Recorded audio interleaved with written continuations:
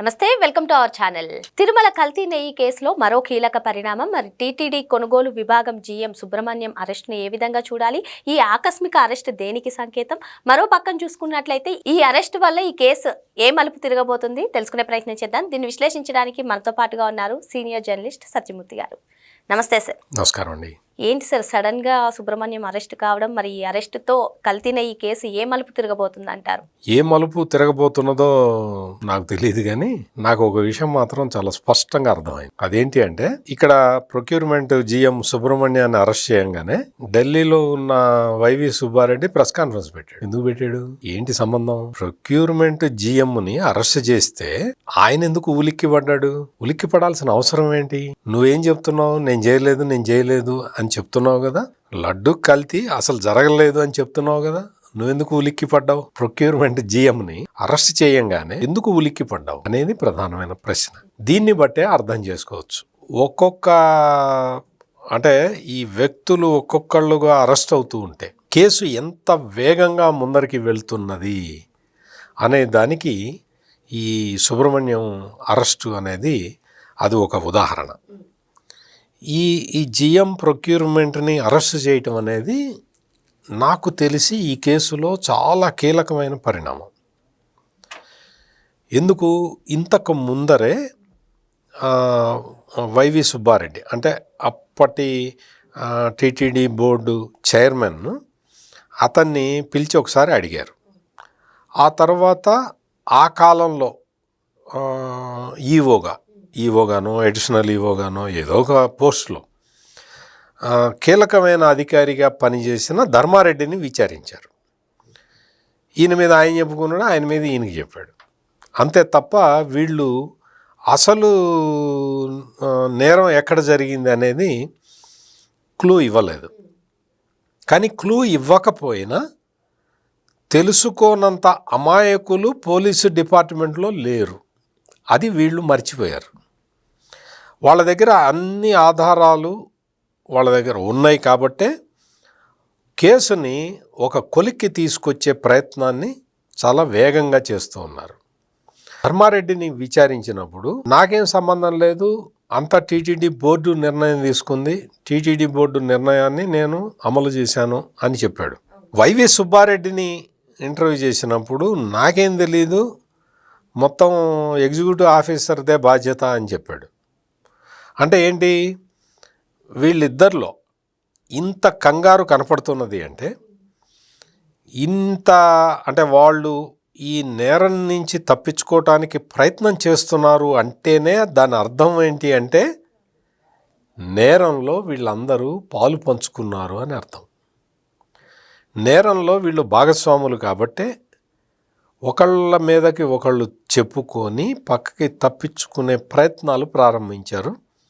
కానీ పోలీసులు ఎవరు ఊహించనట్టు, అంటే మామూలుగా అందరూ ఏమనుకున్నారంటే ధర్మారెడ్డిని అరెస్ట్ చేస్తారా లేకపోతే సుబ్బారెడ్డిని అరెస్ట్ చేస్తారా అన్న చర్చ ఇంతకాలం నడిచింది. ఇప్పుడు ఈ ధర్మారెడ్డిని లేకపోతే ఈ సుబ్బారెడ్డిని అరెస్ట్ చేస్తే కేసు అక్కడితో ఆగిపోతుంది. కేసులో మొత్తం లోతుగా విషయాలని దర్యాప్తు చేయాల్సిన అవసరం ఉంది. కాబట్టి వీళ్ళని ప్రశ్నించటం, వీళ్ళ ముందర ఆధారాలని పెట్టడం, ఈ ఆధారాలని క్రాస్ చెక్ చేసుకోవటం, ఇటువంటి పనులన్నీ కూడా పోలీసులు చాలా పకడ్బందీగా చేస్తూ ఉన్నారు. ఈ పకడ్బందీగా ఈ కేసుల్ని దర్యాప్తు చేస్తున్నారు అనటానికి ఇంకొక తార్కాణం ఏంటి అంటే వైవి సుబ్బారెడ్డి దగ్గర పిఏగా పనిచేసిన చిన్న అప్పలన అతని అకౌంట్లో 4,98,00,000 రూపాయలు డబ్బులు ఉండటం, ఆ డబ్బుల్లో 5 లక్షలు మాత్రమే అతను ఉంచుకొని మిగిలిన డబ్బులన్నీ కూడా వేరే వేరే అకౌంట్లకి ట్రాన్స్ఫర్ చేయటం, దీనికి సంబంధించిన ఆధారాలు పోలీసుల చేతిలో ఉండటం అనేది అప్పటి నుంచే వైవి సుబ్బారెడ్డికి ఒక రకమైన భయం పుట్టుకున్నది. ఇప్పుడు అకస్మాత్తుగా ఈ ప్రొక్యూర్మెంట్ జనరల్ మేనేజర్ సుబ్రహ్మణ్యాన్ని అరెస్ట్ చేసేసరికి ఇప్పుడు ఇంకొక డౌట్ ఏమొస్తున్నది అంటే నా డౌట్, అంటే ఇది ఎక్కడ ఎవరు చెప్పింది కాదు, అక్కడ దర్యాప్తు అధికారులు చెప్పిన విషయం అంతకన్నా కాదు. నా డౌట్ ఏమొస్తున్నది అంటే ఈ అప్పన్న అకౌంట్ నుంచి మరి ఏదన్నా కొంత అమౌంట్ ఈ జిఎం అకౌంట్కి ఏమన్నా వెళ్ళినయ్యా, అందుకనే ఇంత ఫాస్ట్గా అరెస్ట్ చేశారా అనేది. అంటే దాని అర్థం ఏంటి అంటే, ఈ అప్పన్నకి ఆ డబ్బులు ఎక్కడి నుంచి వచ్చినాయి? ఈ కల్తీ నెయ్యి సప్లై చేసిన కంపెనీల నుంచి వచ్చినాయి. అంటే ఆ కంపెనీల నుంచి వచ్చిన డబ్బుల్ని మరి ఈ జిఎం గనక తీసుకొని ఉండి ఉన్నట్టయితే నేరమే కదా, ఈ నేరంలో పార్టిసిపేట్ చేసినట్టే కదా. అందుకనే వైవి సుబ్బారెడ్డి ఇంత కంగారు పడిపోతూ ఉన్నాడు. చిన్నప్పన్న అకౌంట్ నుంచి ఎవరికి ఎంత ట్రాన్స్ఫర్ అయింది అనేది మనకు తెలియదు, కానీ ఇప్పుడు దర్యాప్తు చేస్తున్న పోలీసులకి తెలిసి ఉండొచ్చు. కానీ అంతకు ముందరే వైవి సుబ్బారెడ్డికి, ధర్మారెడ్డికి తెలిసి ఉండి ఉండవచ్చు. అందుకనే ఎప్పుడైతే జిఎం సుబ్రహ్మణ్యాన్ని అరెస్ట్ చేశారో అప్పుడు వీళ్ళకి భయం మొదలైంది. తిరుమల తిరుపతి లడ్డూలో అసలు కల్తీ జరగలేదు, ఇదంతా కూడా చంద్రబాబు నాయుడు చేస్తున్న దుష్ప్రచారం అని చెప్పి ఇప్పటికీ వైవి సుబ్బారెడ్డి అదే పని చెప్తూ ఉన్నాడు, అదే పాట పాడుతూ ఉన్నాడు. జరిగిన నేరాన్ని వేరే వాళ్ళ మీదకి తోసేద్దాము అన్న ఒక కుట్రతోటి, ఒక ఆలోచనతోటి వీళ్ళు ఈ ప్రయత్నాలన్నీ మొదలుపెట్టారు. వైవి సుబ్బారెడ్డి అసలు ఇదంతా కూడా చంద్రబాబు హయాంలోనే జరిగింది అని చెబుతున్నాడు. అంటే ఆ విధంగా చెప్పాల్సిన అవసరం ఏంటి? ఎందుకు చెప్పాలి? కల్తీ నెయ్యి వాడారా వాడలేదా అనే దానికి నువ్వు కట్టుబడి ఉండాలి. అంటే నేను కల్తీ నెయ్యి వాడలేదు అన్నదానికి కట్టుబడి ఉండాలి. నేను కల్తీ నెయ్యి వాడలేదు, నేను చైర్మన్గా ఉన్నంతకాలం అని నువ్వు కన్ఫర్మ్డ్గా నువ్వు చెప్పగలగాలి, దానికే కట్టుబడి ఉండాలి. కానీ ఈ నేరాన్ని ఎప్పుడైతే నేను చేయలేదు చంద్రబాబు నాయుడు చేశాడు అని తడవకి చెప్తూ ఉన్నావో, పదే పదే అదే ఆరోపణ చేస్తున్నావో అందరికీ అర్థమైపోతూ ఉన్నది. ఈ నేరం నువ్వు చేయకపోతే పక్కనోడి మీదకి ఎందుకు తోస్తావు అనేది ఇప్పుడు అందరూ ఆలోచిస్తున్న మాట.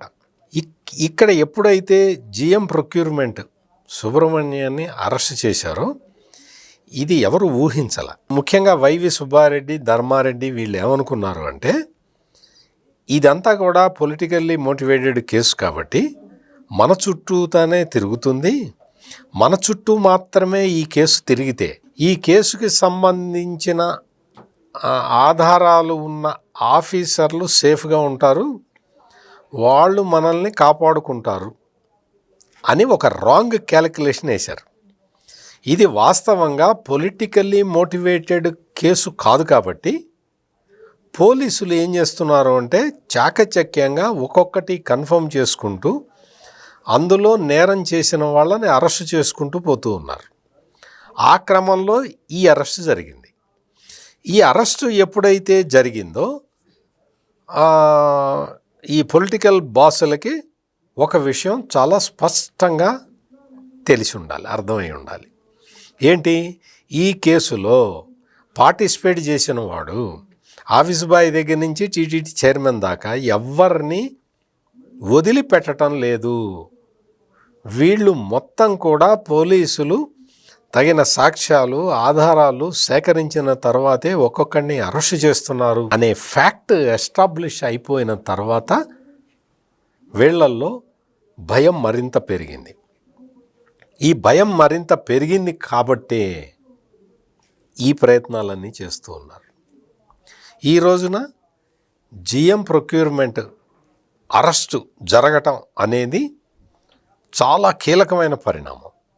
ఎందుకు అంటే ఎవరైనా సరే, అంటే మీరు జాగ్రత్తగా అర్థం చేసుకోండి, టీటీడీ బోర్డు సభ్యులు, టీటీడీ బోర్డు చైర్మన్ ఎవరైనా సరే ఆ నెయ్యిని యాక్సెప్ట్ చేయండి అని చెప్పాల్సింది ఇతనికే. టీటీడీ ఎగ్జిక్యూటివ్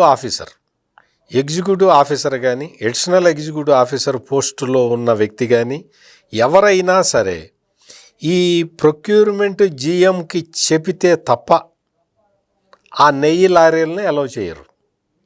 అందుకని ఇప్పుడు ప్రొక్యూర్మెంట్ జిఎం పోలీసులు అదుపులోకి తీసుకున్నారు.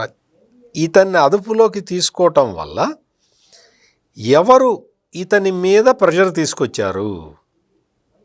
ధర్మారెడ్డా, సుబ్బారెడ్డా, భూమన కరుణాకర్ రెడ్డా, లేదు వీళ్ళెవరూ కాదు అప్పటి సీఎంఏనా జగన్మోహన్ రెడ్డేనా అనే విషయాలు ఈ జిఎం ప్రొక్యూర్మెంట్ దగ్గర ఖచ్చితమైన సమాచారం ఉండాలి. అందుకని ఇప్పుడు జిఎం ప్రొక్యూర్మెంట్ని ఎప్పుడైతే అరెస్టు చేశారో ఒక్కసారిగా వీళ్ళ గుండెల్లో రైళ్లు పరిగెత్తుతున్నాయి. ఈ జిఎం ప్రొక్యూర్మెంట్ సంతకం పెడితే తప్ప ఆ లారీ అందులో ఈ కల్తీ ఉందా కల్తీ లేదా అనేది భగవంతుడికి తెలుసు. ఆ లారీని అలో చేస్తారు.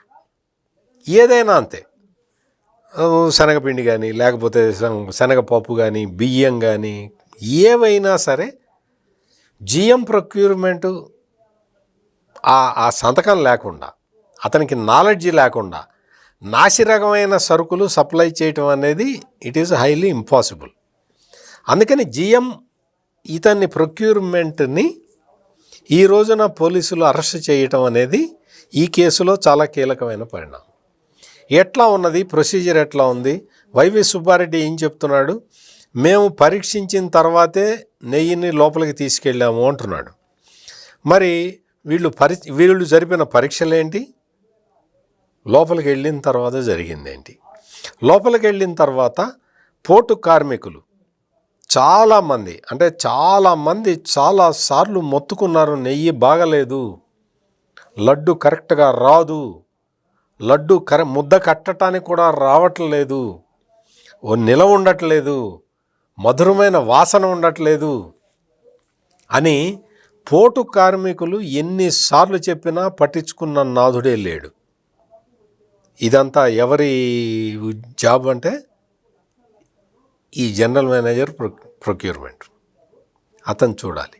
ఎప్పుడైతే కూటమి ప్రభుత్వం అధికారంలోకి వచ్చిందో అప్పుడు పోటు కార్మికుల్ని పిలిచి ఆనాటి ఎగ్జిక్యూటివ్ ఆఫీసర్ శ్యామలరావు, ఏంటయ్యా లడ్డు ఇట్లా ఉన్నది, మరి ఈ లడ్డు ప్రసాదాన్ని మన్నిక పెంచటానికి ఏమేం చర్యలు తీసుకోవాలి, మీ వల్ల అవుతుందా కాదా అని చెప్పి ఆయన అడిగినప్పుడు, మీరు ఏం లేదండి, మీరు ప్యూర్ ఆవు నెయ్యి తెచ్చివ్వండి, మేము లడ్డు తయారు చేసి చూపిస్తాము, అది ఎంత వాళ్ళందరూ పోటు కార్మికులందరూ కూడా భక్తి భావనతోటి మడి ఆచారం పాటించి చేస్తారు. అదేవిధంగా శ్యామలరావు ఈవోగా ఉన్నప్పుడు బయట నుంచి తెప్పించిన ప్యూర్ ఆవు నెయ్యితోటి లడ్డు తయారు చేసి ఇస్తే శ్యామలరావే ఆశ్చర్యపోయాడు. ఇంత అమోఘంగా ఉన్నది, మరి పోటులో ఇదేంటి ఇట్లా జరుగుతున్నది అంటే అప్పుడు కల్తీ నెయ్యి అంశం బయటకు వచ్చింది.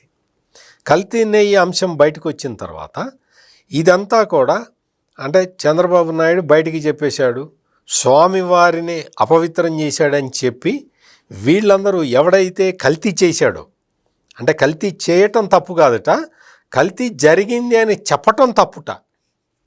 అది వితండవాదం. ఇట్టగే ఉండదు. వైసీపీ లీడర్లు చేసే వాదనలన్నీ ఇటువంటి వితండవాదనలే ఉంటాయి. అక్కడ చంద్రబాబు నాయుడు ఎంతో ఆవేదనతోటి వాళ్ళ ఎమ్మెల్యేలకి చెప్పాడు, ఏమి రాజకీయాలయ్యా, ఈ రాజకీయాలు చూస్తుంటే నిజంగా కూడా చాలా బాధేస్తూ ఉన్నది, ఆఖరికి వెంకటేశ్వర స్వామి లడ్డూలో కూడా కల్తీ నెయ్యి వాడారు అని చెప్పి ఆ సందర్భంలో ఆయన చెబితే దానికి వైవి సుబ్బారెడ్డి అబ్జెక్షన్ చెప్తున్నాడు. ఇప్పుడు నువ్వెట చెబుతావు?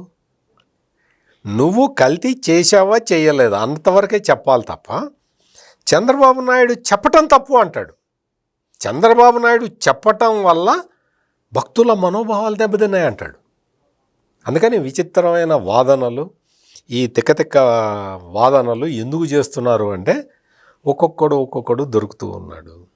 ఈ రోజున జిఎం ప్రొక్యూర్మెంట్ దొరకటం అనేది, అతన్ని అరెస్ట్ చేయటం అనేది ఈ కేసులో చాలా కీలకమైన విషయం. ఈ కేసులో దాదాపుగా సాక్ష్యాలు ఆధారాలు దొరికినట్టుగానే భావించాలి, లేకపోతే ఈ జిఎం ప్రొక్యూర్మెంట్ని అరెస్ట్ చేయరు. ఈ జిఎం ఇప్పటికే ధర్మారెడ్డి అప్రూవర్గా మారినట్టుగా కొన్ని వార్తలు ఉన్నాయి. ధర్మారెడ్డి అప్రూవర్గా మారలేదు అని చెప్పి సాక్షి మీడియా విపరీతంగా ప్రచారం చేస్తున్నది. మరి ధర్మారెడ్డి అప్రూవర్గా మారిన విషయం ఎల్లో మీడియాకి ఎట తెలుసు అని అడుగుతున్నది. అంటే ధర్మారెడ్డి అప్రూవర్గా మారాడని ఈనాడు, ఆంధ్రజ్యోతి వీటిట్లో రాశారు. అందుకని ఎల్లో మీడియాకి ఎట తెలుసు అంటున్నాడు అని అదే సాక్షి పేపర్లో ఒక సీనియర్ జర్నలిస్ట్ రాశాడు, ధర్మారెడ్డి అప్రూవర్గా మారలేదు అని. మరి ధర్మారెడ్డి అప్రూవర్గా మారలేదని మరి నీలి మీడియాకి ఎట తెలిసింది? ఎల్లో మీడియాకి తెలియలేదు, మరి నీకెట తెలిసింది? అందుకని వీళ్ళు బుకాయించటం నేర్చుకున్నారు. నేరం చేసి కోట్లాది రూపాయలు గడించి ఆ ధన మదంతో వీళ్ళు ఎదుటి వాడిని తప్పుపడుతూ మాట్లాడటం అలవాటు చేసుకున్నారు. ఈ రోజున వైవి సుబ్బారెడ్డి ఢిల్లీలో అతను చెప్పిన మాటలు అవన్నీ చూస్తే అతని కంఠంలో వణుకు చాలా స్పష్టంగా కనపడుతూ ఉన్నది. దానికి తగినట్టుగానే ఈరోజు పోలీసులు జిఎం ప్రొక్యూర్మెంట్ని అరెస్ట్ చేశారు. మరో అంశంతో మళ్ళీ కలుద్దాం. Thank you sir. నమస్కారం అండి.